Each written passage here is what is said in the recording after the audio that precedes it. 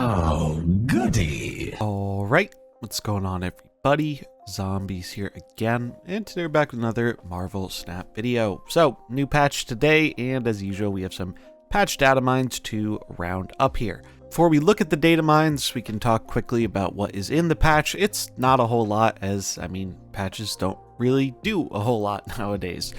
Most of that stuff that people are interested in goes in the OTA, aside from new features, and there aren't really new features coming in this one, other than the announcement of the Super Premium Season Pass. So they talked about this a while ago, that they wanted to revamp Premium because it was pretty lacking, and I guess we have a first look at what that is going to be, and well, it's not great. I don't think it's really that good, unfortunately, but what comes with the new Super Premium Season Pass? The price is going up. It's going up from $15 to $20. Won't someone please think of the economy? 10 instant levels now, which is already there. You get 3 borders and 1 exclusive super rare variant. So basically, they're just adding cosmetics to the pass and doubling the price if you want those cosmetics. I guess if you're someone who's really into the borders and really likes the variant, it's fine. But I do not think this is what many people were super hoping for from a better premium season pass. Maybe the variant will carry for some players. I guess we'll have to wait and see, but not super interested to double the pass price just for a few small cosmetic additions personally.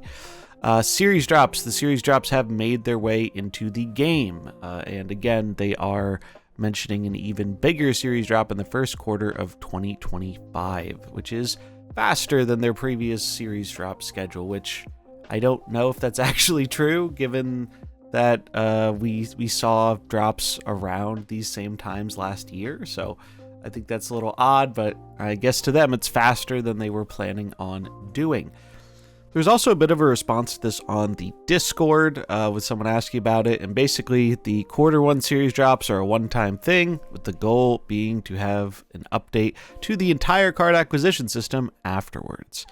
This could mean the need for series drops as they are now might change entirely. So to me that says we'll see something with card acquisition happen maybe in late quarter 1 or sometime during quarter 2 of next year. But again, we have no idea about what this stuff is, if it's locked in, any details really at all. They don't seem to want to tell us anything, which I personally think is a pretty big mistake when you have your community kind of on fire.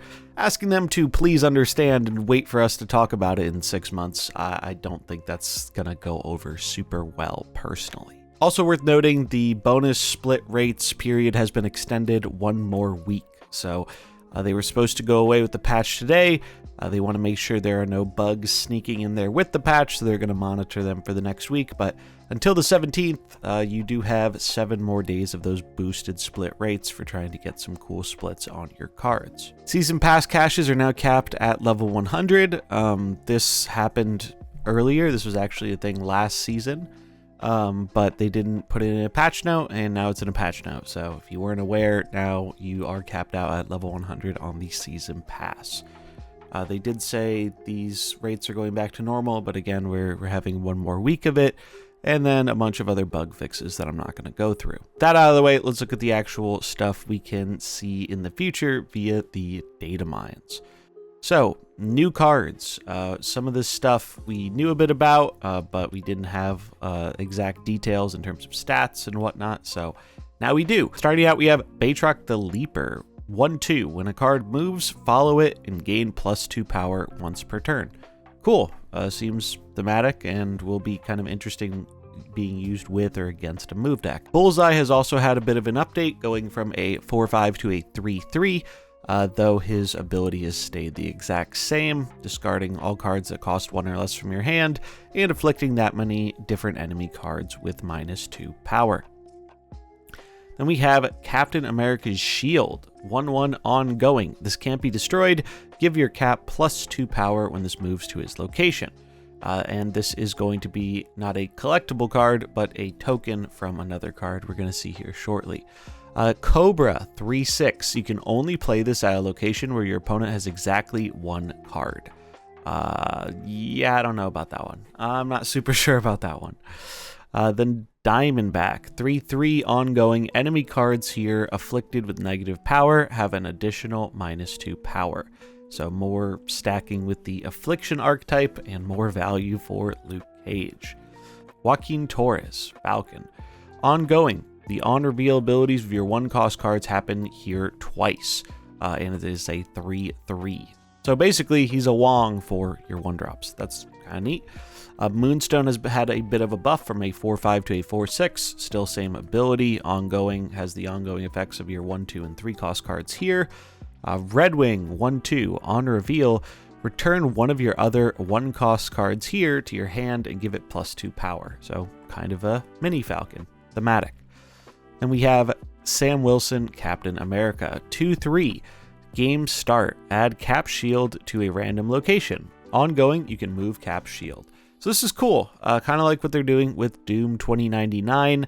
I imagine that the shield will buff both Sam Wilson and Captain America, and it's an ongoing, so it gets buffed by Captain America. So moving the shield back and forth around the board and buffing up these 2 cards is pretty fun and pretty thematic. Also could go hard with another card like Craven. So neat design, and that is going to be the season pass for the February season. Then we have Thaddeus Thunderbolt Ross. He is a 2/2. When your opponent ends a turn with unspent energy, draw a card with 10 or more power.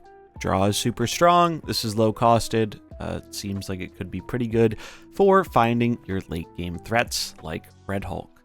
And Victoria Hand just had a bit of a wording change to ongoing. Your cards that were created in your hand have +2 power. So same kind of thing, just a little bit different wording. We can see the card backs here for the February season, some Red Hulk stuff going on, new Ultimate variant for Dazzler, a new promo variant for Armor, new features, Location War. Who knows what this means? Yeah, so I don't know, maybe this is a new limited time game mode or something. We'll have to wait and see. And future seasons, March is confirmed to be 1 million BC season. Moon Knight is the super premium variant. So this is going to be that thing you can get if you spend the extra $10 on the pass. You get this and 3 more borders, which, yeah, that's going to be a pass from me. Then we have some new splits. So we saw some of these a while ago, but these are ones we haven't seen yet. We have a fire split, we have a frost one, we have a metallic foil, a psychedelic one, metallic gold, and a circuit one, which I think we've seen something like the circuit before in the last time around. And presumably these are things that are going to be involved with character mastery, which we still don't know when that's coming, but presumably it will be early in the new year. We have some new reveal effects, Wakanda Purple and Wakanda Gold. I again assume these are going to be from character mastery. Some mastery UI info. We can see the little mastery level thing above some cards. Mastery isn't fully finished, but it's coming along. Currently there are 30 levels in the data for character mastery. And then spotlights. So I don't think anything has changed with the spotlights since the last go around. We'll scroll through the ones we've already went over, but here are the new ones. We have the first week of February with Joaquin Torres, Makari, and Namora. The second week we have Thaddeus Thunderbolt Ross, Blink making her first spotlight appearance, and Nebula. Week number 3 we have Red Wing Baron Zemo, which I think is also his first appearance in spotlights, and Loki. And then the final week we have Diamondback, Nimrod, and Phoenix Force.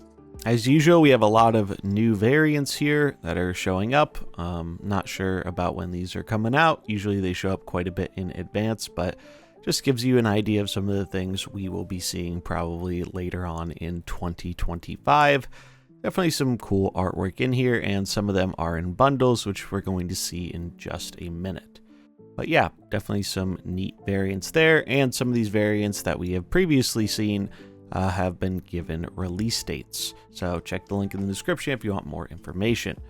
Then we have bundles. Yeah, there are, again, quite a few number of bundles here. What's most interesting to me about the bundles, though, is the fact that we're seeing more Series 5 bundles. And this one's probably a really good example of that. We are seeing not one, but 2 Series 5 cards making their way into a $100 bundle, being Scorn and Corvus, along with variants currencies, 2 borders, Spotlight Key, 3K tokens, 1200 gold. I'm very curious to see how something like this goes over, because it feels like to me, the people who are buying these $100 bundles aren't really the people who need the Series 5 cards in them. Because if you're willing to be spending a lot on the game, you probably have less of a hard time getting the cards. And on the other end of that spectrum, the people who are having a hard time getting the cards probably aren't buying these $100 bundles. So, yeah, kind of curious to see how people take that.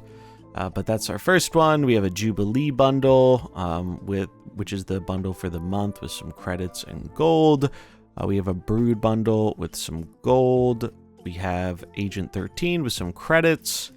We have Red Hulk with a border, some tokens, and credits and gold. No price on that one though. We have a Matte Red border bundle for gold with some credits. We have another one that is for real money but contains gold. There's a Nocturne bundle with a Spotlight 2K collector's tokens for $50. There's a Ghost Spider one for 20 with 2,500 gold. You can see they're doing a lot more of these Series 4 and 5 bundles. And that raises the question of, I mean, obviously this isn't the card acquisition fix, but do they feel some kind of pressure to do this because of the problem of people not having access to cards for long periods of time? Like Anti-Venom here, great example. Who knows when this card is returning to Spotlight caches? I imagine it won't be soon. So at least this one isn't a gold bundle as opposed to most of the other ones, which are all real money. So if you missed out on Anti-Venom, this might be one to put on your radar, as I think this is probably one of the better gold bundles we have seen in terms of getting you a new card that is actually very playable and powerful. So it's nice to see at least one of these get a gold bundle, but you have to wonder if the reason they're doing more of these is because of the pain felt from their absolutely terrible Spotlight cache schedule. And we have a US Agent bundle, $50 with some tokens and credits. We have a Lockjaw Goose bundle with gold and credits. We have Doctor Strange with some credits for gold. We have more of these premium mystery ones, which are really bad. I wouldn't suggest buying those. They're usually not good at all. More Token Tuesdays, pretty standard stuff. Super premium instant reward for January 2025 is going to be 3 cosmic orange borders and this abomination. So yeah, super premium pass, more like super premium trash. I think it's just bad, man. I think it's bad. I can't imagine this is what a lot of people were hoping for when they said they were going to be making the pass better. And then for February, it's going to be Viper and 3 Cosmic Blues. Bunch of new titles, some new albums. Fashion is My Passion, a smaller album. This one only has 8. We have Near Faro, Wherever You Are. So Faro album, pretty cool variants here. And it finally has the 3x value Darkhawk making its way into the game, and some mastery data for leveling up your mastery. And I guess we can see the experience rates for different variants you own being different for rare, super rare, spotlight, and ultimate variants. And what you get from a split. So using these numbers, you can kind of get an idea, if you want to break it down, how far into character mastery you will go, assuming these numbers stay the same upon character mastery's release, which they might not. But yeah, you can go into your collection, you can look and say, hey, I have this many rare, super rare, ultimate, spotlight, etc. And then you can also add your infinity split, and you can kind of calculate how far along the character mastery level you will have your character at. So kind of neat if you want an idea of how far along you are on your favorite or most split character. And yeah, it's going to wrap it up for our patch Datamines overview. Not a lot of crazy stuff this time, definitely some interesting stuff. But I think the main thing a lot of people are waiting on are both character mastery, as well as a change to the acquisition system that is oh so desperately needed. Because I think a lot of players are really feeling the pain from that more than before, and I think the longer they take to figure that out and get it implemented, the worse things will get. So here's hoping it doesn't take as long as myself and many other people seem to think it's going to take. Reminder, we have an OTA this week as well. That'll be coming out on Thursday, and it is going to be the last update for December. So it's going to carry us into the new year. That's going to wrap it up for this one, though. Let me know what you think in the comments below. And if you enjoyed it, remember to like and subscribe, and I'll catch you in the next one. Peace.